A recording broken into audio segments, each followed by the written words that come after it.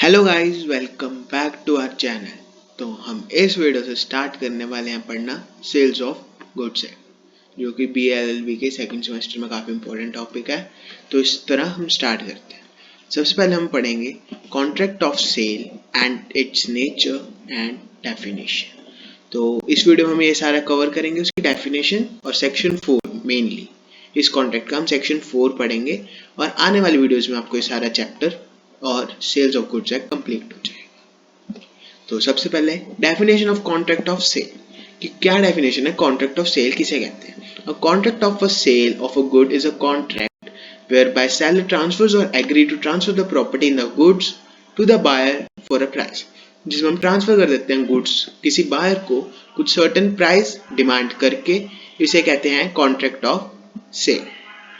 Next, इसके essentials क्या हैं वो हम एक एक करके डिस्कस करेंगे और यहाँ पे 4 एसेंशियल्स यहाँ पे कंप्राइज्ड वे में गिवन है। It is a contract between two parties as the seller and other the buyer. ये दो पार्टीज के बीच में होता है, एक सेलर दूसरा buyer. Subject matter is a contract of goods, ये गुड्स के रिलेटेड होना चाहिए। There should be transfer of the property from goods to buyer, goods transfer होनी चाहिए, कोई प्रॉपर्टी होनी चाहिए और उसकी ओनरशिप भी ट्रांसफर होनी चाहिए। सिर्फ ये 4 एसेंशियल्स हैं किसी भी कॉन्ट्रैक्ट ऑफ गुड्स के ट्रांसफर को मानने के लिए। स्टार्टिंग में contract between the seller and buyer, मतलब एक सेलर और बायर के बीच में सिंपली एक कॉन्ट्रैक्ट होना चाहिए जिससे वो ट्रांसफर कर सके, और कोई भी तीसरा बंदा उसमें इन्वॉल्व होना चाहिए, लेकिन एज अ मतलब विटनेस हो सकता है, लेकिन मेनली सेलर और बायर के बीच में कॉन्ट्रैक्ट होना चाहिए। वो दो डिफरेंट पर्सन होने चाहिए, एक ही पर्सन में नहीं हो सकता। और कई बार सेल वन पार्ट होना मतलब काफी सारे पार्टनर्स, जैसे मान लो आप गाड़ी खरीद रहे हो, हम 3 जने मिलकर गाड़ी खरीद रहे हैं, तो इसमें ऐसे सेल हुई है वो 3 पार्टनर्स के बीच में हुई है। तो इसके अंदर है कॉन्ट्रैक्ट अंडर स्टैट्यूटरी कंपल्शन, कि कई कॉन्ट्रैक्ट्स होते हैं स्टैट्यूटरी कंपल्शन, मतलब लॉ कहते हैं कि वो कॉन्ट्रैक्ट इसी तरह आएंगे, उसमें नेगोशिएशंस पॉसिबल नहीं होती और उसको एंटर करने का प्रोसेस भी काफी अलग होता है। तो इसमें formalities, sales of goods act में फॉर्मेलिटीज की ज्यादा जरूरत नहीं होती, कि जैसे हमें प्रॉपर डॉक्यूमेंट्स ड्राफ्ट करने जरूरी नहीं होते। कई बार हम बाय वर्ड ऑफ माउथ और बाय सिंपली लेटर और टेक्स्ट और इन ऑनलाइन जैसे भी हम मॉडर्न टेक्नोलॉजी उसकी वजह से हम ट्रांसफर कर सकते हैं, जब दोनों एग्री करें। बस ये कंडीशन है कि दोनों म्यूचुअली एग्री होने चाहिए, कभी ऑरली कभी रिटन में। जरूरी नहीं है कि हर बार हम सेल्स ऑफ गुड्स में प्रॉपर डॉक्यूमेंटेशन करें ही करें। Next, performance of contract, the parties दोनों को वो परफॉर्मेंस करनी चाहिए, मतलब कि उसे अगर गुड्स देनी है तो उसे गुड्स देनी चाहिए और दूसरे को पैसे देने हैं तो पैसे देने चाहिए। वो ऐसे भी कर सकते हैं, इंस्टॉलमेंट्स में ले सकते हैं कि वो आधा पार्ट अब दे दे आधा पार्ट बाद में, और पेमेंट भी ऐसे इंस्टॉलमेंट में हो सकती है, गुड्स भी, और कोई फ्यूचर डेट में फिक्स भी कर सकते हैं कि आप हमें 1 महीने बाद ट्रांसफर कर देना और 2 महीने बाद हमें सामान दे देना। नेक्स्ट, इसके एसेंशियल है गुड्स। गुड्स क्या होता है, every kind of movable property other than actionable claims, money और growing crops, grass etcetera are kinds of goods. मतलब गुड्स एक मूवेबल प्रॉपर्टी होती है, जरूरी नहीं है लैंड हो या कोई भी टेंजिबल चीज हो। इलेक्ट्रिसिटी भी गुड्स होती है, एनर्जी भी गुड्स होती है, कोई भी एफडी भी गुड्स होती है, सारी आपकी मतलब टेंजिबल चीजें नहीं है, लेकिन ये गुड्स में अकाउंट होती है। Stocks and shares of companies are a kind of goods and growing crops, जो आप क्रॉप्स उगाते हो वो भी एक तरह से हमारे गुड्स के अंदर कैटेगराइज होता है। Water, electricity, gas, these are also classified as the definition of goods। यहाँ पे लिखा है section 2/7 of so as it include power in the shape of electrical energy, water and gas with the definition of goods। तो हम इन्हें भी क्या मानेंगे, goods। नेक्स्ट, कई सारी जगह पे इमूवेबल और मूवेबल गुड्स की चीजों की बात हुई है। इमूवेबल गुड्स और मूवेबल गुड्स में बेसिकली ये फर्क है, इमूवेबल गुड्स होती हैं जो बेसिकली अर्थ से अटैच होती है, जिस तरह हमारी प्रॉपर्टी, घर, buildings, shops, malls etcetera. Well movable goods can be transferred, मतलब उन्हें उठा के लेके जा सकते हैं चाहे वो जितनी मर्जी भारी हो, जिस तरह हम ब्लैंकेट हो गया, पेन हो गया, नोटबुक है, सारी होगी movable goods. Railway receipts are also a kind of goods, मतलब कि जैसे हमने किसी को सामान कोरियर भेजा विद रेलवे और उन्होंने जो रिसीट दी वो हमारे लिए काइंड ऑफ गुड्स एक्ट करेंगी और उसके बेसिस पे हम एक्शनेबल क्लेम्स ले सकते हैं।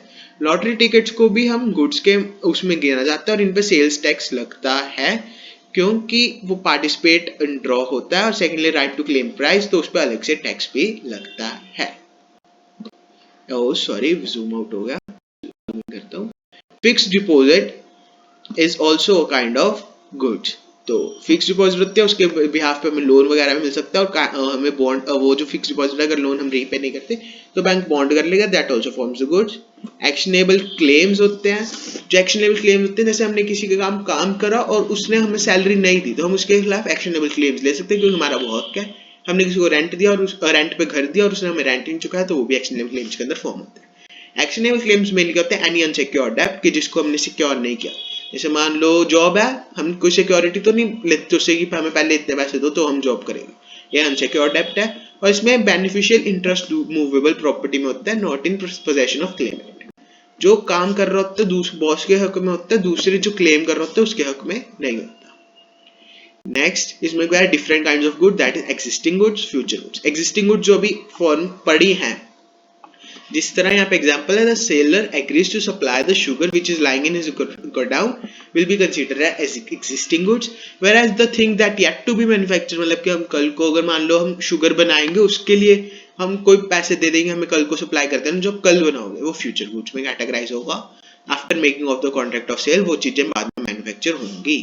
स्पेसिफिक और अनसर्टेन गुड, हम जब किसी चीज को स्पेसिफाइड कर देते हैं, मान लो कोई घोड़े हैं किसी तबेले में, हम उसमें स्पेसिफाई करके आते हैं कि हमें यही व्हाइट कलर का दिस स्पॉटेड घोड़ा चाहिए, तो इसमें स्पेसिफाइड हो गया। लेकिन अगर हम फोन पे कह देंगे हमें मान लो एक घोड़ा सप्लाई कर दो, तो उसमें हमने स्पेसिफाई नहीं करा कौन सा घोड़ा, तो वो अनसर्टेन गुड्स में आ गया। ये उसके केस लॉ भी है, Vijay minerals private limited versus Vikas Chandra. There was a contract for sale of the manganese and iron ores which were excavated and raised for the delivery of the mines export. इसमें कुछ नहीं हुआ था, जो मतलब एक सेल का कॉन्ट्रैक्ट हुआ था जिसमें एक सप्लाई करनी थी मैंगनीज और आयरन ओर्स की, जो स्पेसिफाइड थे कि यही मैंगनीज और जो निकलेंगे उनको स्पेसिफाई करना है, तो इन्हें स्पेसिफिक गुड्स में आएगा, और इनकी स्पेसिफिक परफॉर्मेंस कॉन्ट्रैक्ट गारंटी करेगा कि उन्हें वही गुड्स ट्रांसफर हो। ट्रांसफर ऑफ प्रॉपर्टी होना चाहिए, जैसे हम कोई भी सामान बेचते हैं तो उसकी ओनरशिप उसकी, जैसे हम गाड़ी को सेल करते हैं तो आरसी उसके नाम पे हो जाती है कि वो ओनर है, तो इसे कहते हैं ट्रांसफर ऑफ प्रॉपर्टी, और ओनरशिप करनी ही पड़ती है, तभी हम कॉन्ट्रैक्ट ऑफ सेल को पूरा एग्जीक्यूट मानते हैं। नेक्स्ट प्राइस, कि प्राइस डिटरमाइन होनी चाहिए, हम किसी को चीज फ्री में तो नहीं देते, तो हमें प्राइस किस तरह रिकॉग्नाइज कर सकते हैं।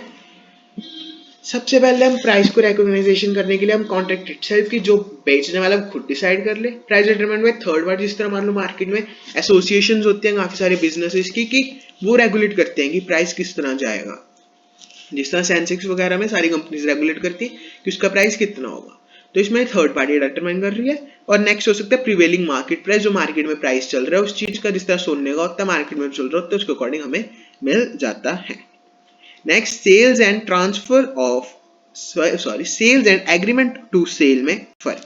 सेल में क्या होता है, प्रेजेंट ट्रांसफर होता है कि साथ के साथ ही उसे ट्रांसफर हो गया goods, where as in agreement to sale, मैं आपको स्लाइड खोल के दिखाता हूँ, ये रहा, एग्रीमेंट टू सेल में होता है कि वो बाद में ट्रांसफर होगा, अभी नहीं हुआ। नेक्स्ट, अगर सेल में पहले ही लॉस होगा, मान लो भी जैसे मान लो आपने कहा कि आपने सोना ट्रांसफर करना है और कल बेचोगे, लेकिन आज वो चोरी होगा, तो उसकी लायबिलिटी आपकी होगी, वो खरीदने वाले की नहीं होगी।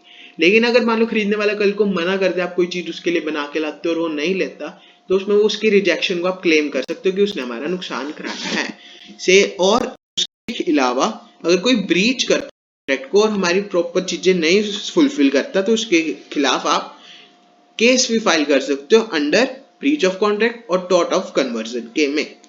इसमें बायर के पास दो राइट्स होते हैं, right in persona and right in RAM. पहले राइट इन रैम होता है जब वो पूरे वर्ल्ड के अगेंस्ट किसी प्रॉपर्टी को डिफेंड कर सकता है कि वो प्रॉपर्टी उसकी है, whereas right in persona will also only act against the seller. तो जब उसकी प्रॉपर्टी उसकी हो जाती है तो राइट इन रैम में आ जाता है, लेकिन जब वो सेलर से ले रहा होता है और सेलर खराब देता है तो वो राइट इन पर्सोनम में आता है। तो कॉन्ट्रैक्ट ऑफ सेल के काफी सारे डिस्टिंग्विश्ड फैक्टर्स हैं, hire and purchase agreements and other, पर मैं आपको एक कंक्लूजन देना चाहता हूँ कि सेल्स ऑफ एग्रीमेंट में क्या क्या होता है। सेल्स ऑफ एग्रीमेंट क्या हो सकती है, एब्सोल्यूट भी हो सकती है, कंडीशनल भी। एब्सोल्यूट मतलब जो दूसरा को उसकी बात नहीं मानना, और कंडीशन की अपनी कंडीशंस भी देना है।